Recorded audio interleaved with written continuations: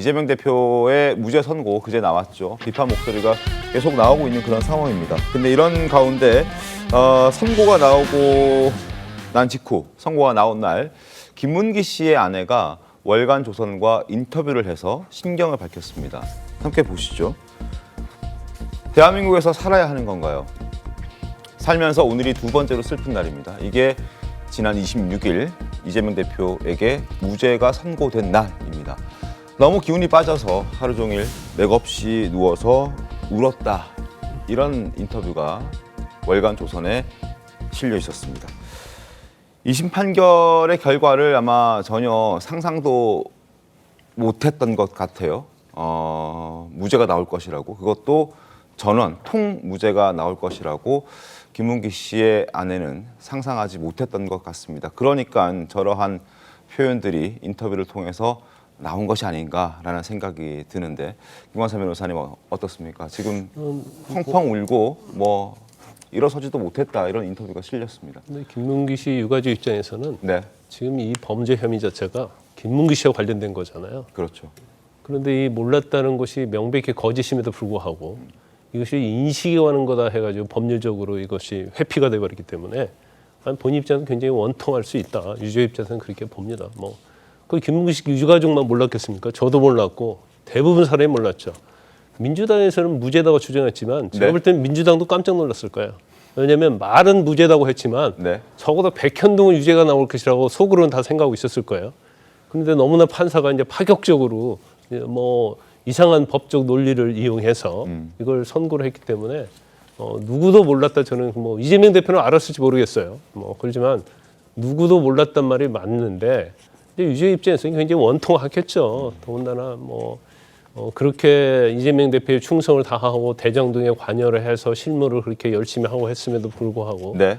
김문기 씨가 정신적으로 강했다고 한다면 제가 볼 때는 이재명 대표 대장동 사건이랄지 이런 데 나와서 사실대로 증언했을 거예요.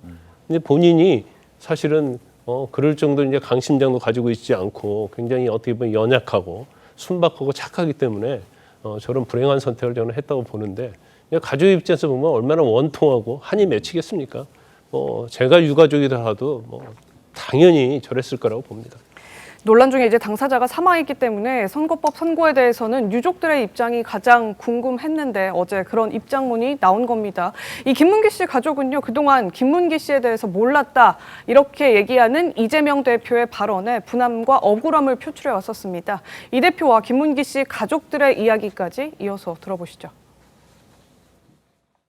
산하 직원이고 뭐 해외 출장도 같이 갔는데 어떻게 모를 수 있냐 그러지만 제가 뭐 그 실제로 하위 직원이라서 기억이 안 나고요. 그날 화장하고 집을 오잖아요. 춤을 추는데 아우 뭐라고 표현할 수가 없었어요. 아무리 그렇다고 오늘 저렇게 춤을 춰야 돼? 거기에 와서 뭐 꽃 한 송이 뭐 보낸 그런 생각도 안 하고 억울합니다, 억울합니다 두 번이 써 있어. 눈물이 쏟아지더라고.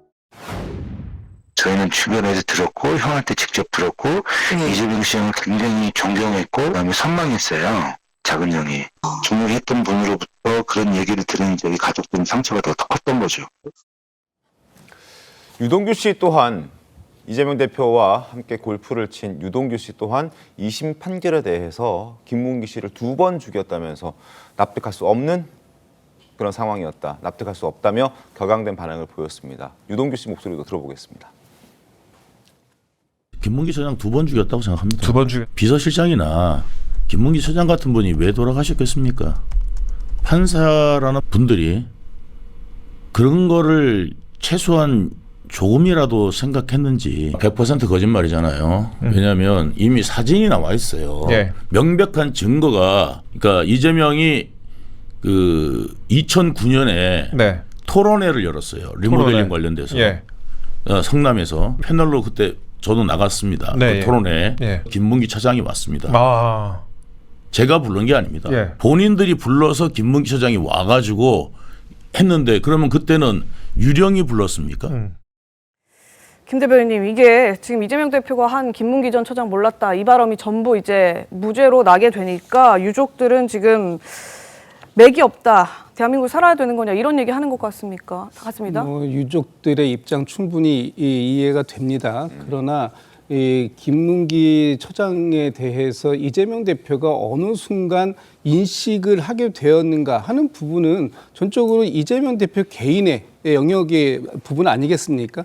나중에 성남에 있을 땐 몰랐는데 도지사가 되어서 이 사건화가 된 이후에 그때 존재의 인식을 하게 되었다라고 했던 것이 이재명 대표의 발언이고 그 발언에 대해서 재판부 입장에서는 사람이 언제 그 교유를 언제부터 시작했는가가 중요한 게 아니라 그 사람에 대한 인식이 정확하게 언제 들어와 있는가가 중요하다라고 본다면 그 부분에 대해서는 인식의 문제다라고 판단할 수 있다라는 부분이고 물론 이걸 제가 어느 날 갑자기 처음 만나서 명함을 서로 교환하고 네. 그렇게 해서 집에 가가지고 나중에 이 명함 누구 거지? 라고 하는 적 저도 있어요.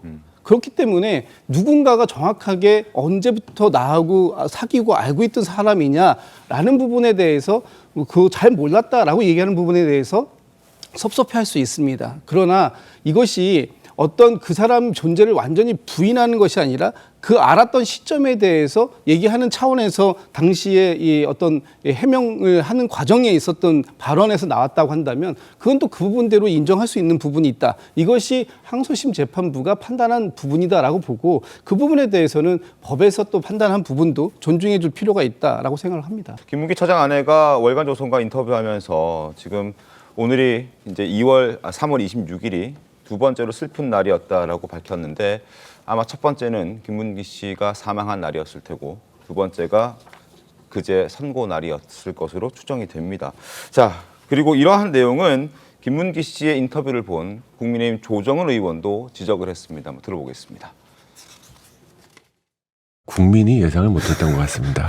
고 김문기 씨 부인이 하루 종일 펑펑 울었다고 뉴스에 났더라고요. 그 마음이 국민들의 마음이고 저희들의 마음이 아닐까 싶습니다. 그래요. 이재명 대표는 뭐 나오는 얼굴에 그냥 신나셨더라고요. 이 산불로 힘들어하는 국민들 앞에 그런 밝은 모습을 보여주는 게 맞나 싶긴 한데요. 얼굴에 흙묻은 모습으로 재판정에 들어왔으면 일말의 감동도 있었을 텐데 일단 나부터 살고 보자. 그리고 내가 살아나니까 그 다음에 이제 정치 행위를 시작하자 그래서 안동으로 간 거죠.